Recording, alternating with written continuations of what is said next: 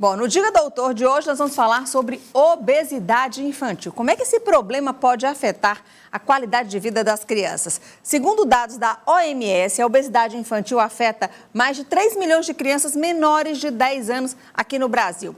E para saber mais sobre este assunto, olha só, nós estamos recebendo aqui na nossa salinha de visita a endocrinopediatra Janaína Lima do Vale, que ela faz parte, gente, da Sociedade Brasileira de Pediatria e também da Sociedade Brasileira de Endocrinologia e Metabologia, não é isso? Boa tarde, doutora. Seja muito bem-vinda aqui ao Vida Saudável. Boa tarde, Neyara. Eu achei muito bom o convite que vocês fizeram, porque falar de obesidade infantil acaba sendo um dilema para o pediatra e para o endocrinopediatra. E eu vou te explicar por quê. É muito comum a família, o pai e a mãe, procurarem o endocrinopediatra por conta própria, falando que seu filho não come direito ou que ele é baixo peso.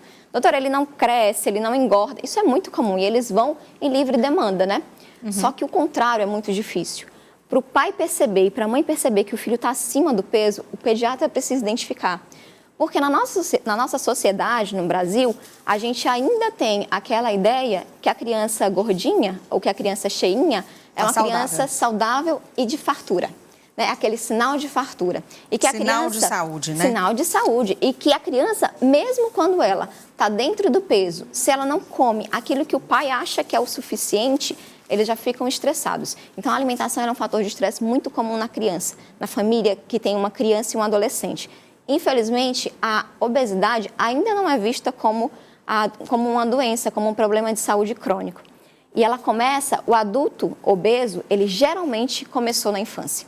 E geralmente foi negligenciado nesse momento. Bom, eu tô vendo que a produção, gente, já colocou a plaquinha na mão dela aqui, olha só. Então, a gente vai fazer 2 quadros em um, tá bom? A gente disse que a gente está no Diga Doutor, mas a gente está também no Sim ou Não, que a gente vai deixar nossa participação aqui, né, doutora, bem dinâmica. E no nosso quadro Sim ou Não, a gente tem uma enquete que a gente faz no nosso Instagram. Aproveita, já segue aí o Instagram do Vida Saudável, @Vida Saudável na CV. E a gente fez essa enquete, coloca aí a primeira pergunta que a gente colocou no Instagram. Criança gordinha é criança saudável? Olha só, 11% diz que sim, 89% diz que não. E era justamente isso que você estava falando, não era, doutora? Sim ou não? Sim e não. Sim e não. Porque a gente também tem um percentual de crianças que são obesas e são metabolicamente saudáveis. Então, são crianças que, embora estejam gordinhas, elas não têm alteração de perfil lipídico, ainda não têm apneia de sono, ainda não têm outros problemas cardiovasculares. O problema é, a longo prazo, esses problemas podem aparecer, essas doenças podem aparecer. E quando eu falo a longo prazo, eu não estou falando de adulto de 50 anos. Infelizmente, eu estou falando de jovem adulto, 20, 25, 35. Então, a gente tem um número de pessoas novas em pleno momento de atividade de trabalho e com problema cardiovascular importante. Então, você tem jovens de 30 e 40 anos, que é flor da idade, né? Assim, né? Eu não cheguei até aí, não, doutora, ainda estou um pouquinho antes. E que estão infartando, tendo AVC, tendo problemas que são problemas de idosos, de terceira idade. E isso é uma questão que a gente precisa resolver ainda na infância. Olha, a gente tem mais pergunta aí. São 5 perguntas na nossa enquete. Vamos lá, pode soltar. Criança não pode tomar remédio para emagrecer? 33% diz que sim e 67% diz que não. Pode tomar ou não, doutora? Criança não pode tomar. Não pode tomar, ficou confuso, né? Ficou confuso. Ou seja, criança pode tomar? Criança pode tomar. E eu vou explicar também o que Tendo indicação, né, de um médico. Isso. Olha só. A gente classifica a obesidade em alguns percentis. Então, nas obesidades que são de leves a moderadas, a gente precisa realmente fazer uma intervenção de mudança de estilo de vida, que é atividade física, melhora da ingestão alimentar, melhora calórica daquela alimentação da nossa criança. Mas existe um percentual de obesidade grave que apenas 10% dessas crianças que são obesas graves vão responder a essa mudança de atividade física. E são crianças e adolescentes, principalmente, que eles muitas vezes vão precisar de intervenção medicamentosa. Lembrando que as medicações que nós temos hoje no mercado, elas são liberadas a partir de 12 anos. E, geralmente, o endocrinopediatra prescreve essas medicações dentro de um protocolo de pesquisa. Não que a gente vai pesquisar aquela criança, não é isso. Mas dentro de um centro de estudos para a gente avaliar complicações. Então, eu fui formada no Instituto da Criança, na USP, no HC USP, e lá nós temos um grupo de obesidade infantil, em que nós fazemos um protocolo de pesquisa, usando algumas medicações, algumas que são inibidores do apetite, outras que ajudam na compulsão alimentar, que é uma coisa que acontece com algumas crianças, e outras que tentam trabalhar na resistência insulínica. Mas é uma recomendação muito clara, muito específica, que tem que ser feita com muito critério e acompanhada sempre com endócrino pediatra. Não dá para a gente dar o remédio, vai para casa e nunca mais vou ver, eu nunca vou, quando eu decidir E o melhor seria acima dos 12 anos? Acima dos 12 anos, a gente tem medicações que já são liberadas pela Anvisa. Bom, então, vamos para a terceira pergunta. Criança não precisa fazer atividade física? 43% diz que sim, 57% diz que não.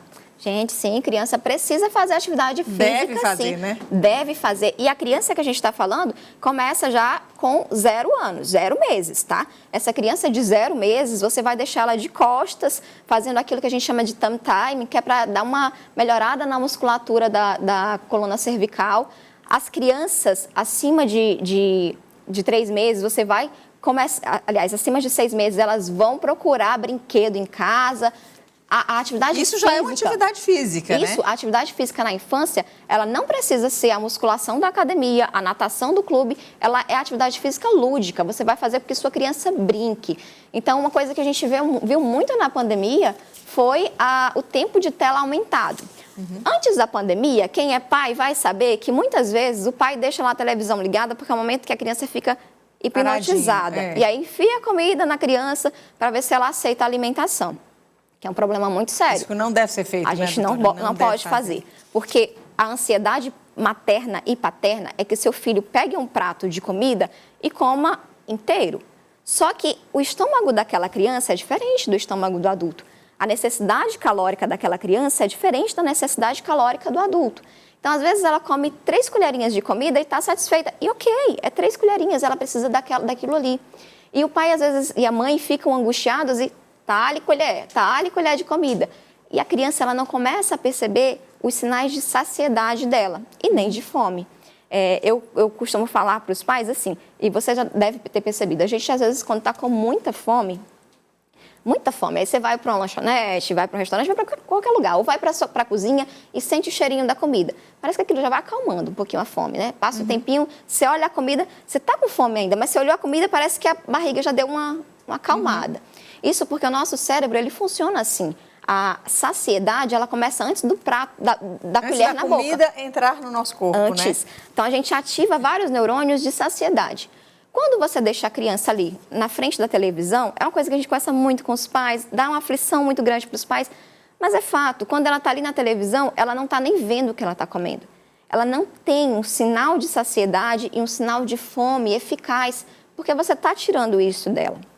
Então, a gente precisa trabalhar, quando a gente fala de atividade lúdica na criança, a gente precisa colocar essas crianças com menos tempo de televisão, porque elas começam a brincar. Faz aquela bagunça na casa. O lúdico, ele pode ser no próprio alimento, né? Isso a gente até mostrou já aqui no Vida Saudável, já algumas receitinhas assim, como é que os pais poderiam colocar o lúdico no alimento, né? Fazer um bonequinho de uma fruta, e para que a criança se alimente, mas prestando atenção e sentindo o sabor de fato, e não fique com a atenção na televisão para depois só engolir, né? E não só o bonequinho, mas o preparo do alimento também.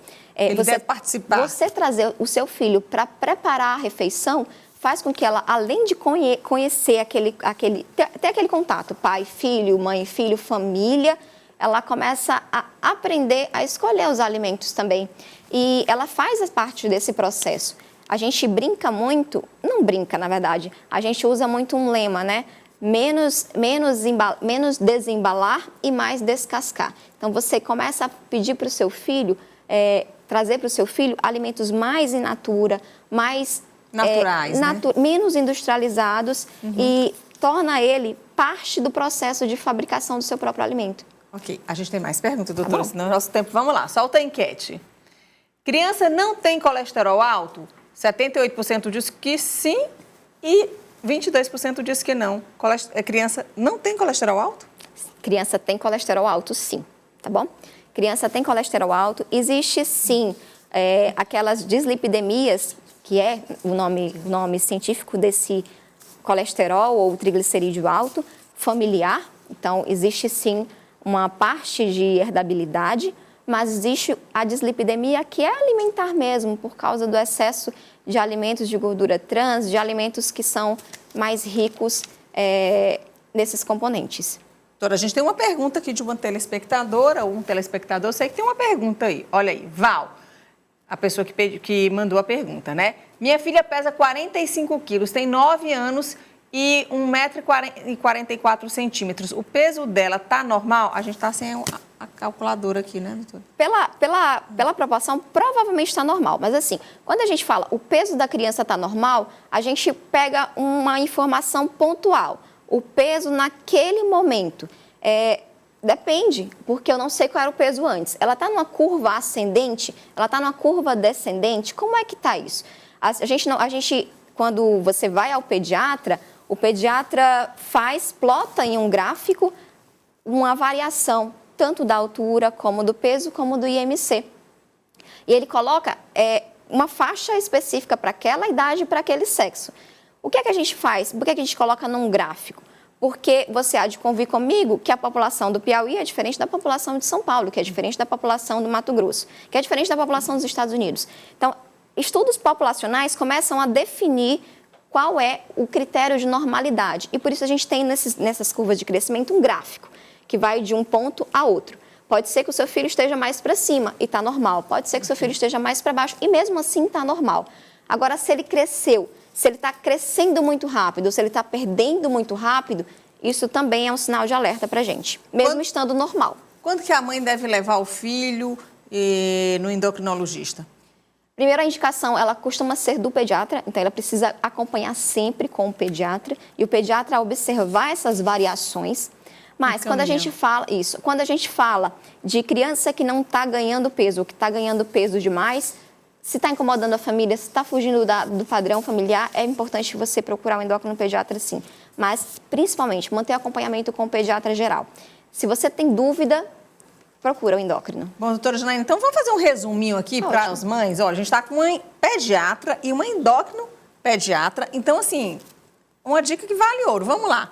Os pontos que são importantes, assim, bem diretos, assim, doutora, para que os pais fiquem atentos em relação à alimentação dos filhos. Então, o que a gente espera é que as crianças elas comam menos de 20% de alimentos industrializados.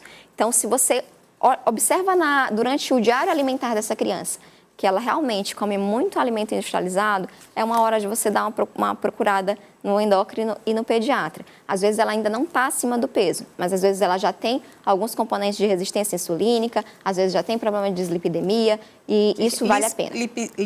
Dislipidemia. Dislipidemia, o que é isso? Colesterol alto, triglicerídeos altos, essas alterações elas podem estar na criança. Doutora, muitíssimo obrigada pela sua participação aqui no Vida Saudável, tá bom? Foi um prazer. Obrigada, Neyara. O prazer foi todo nosso, viu? Obrigada.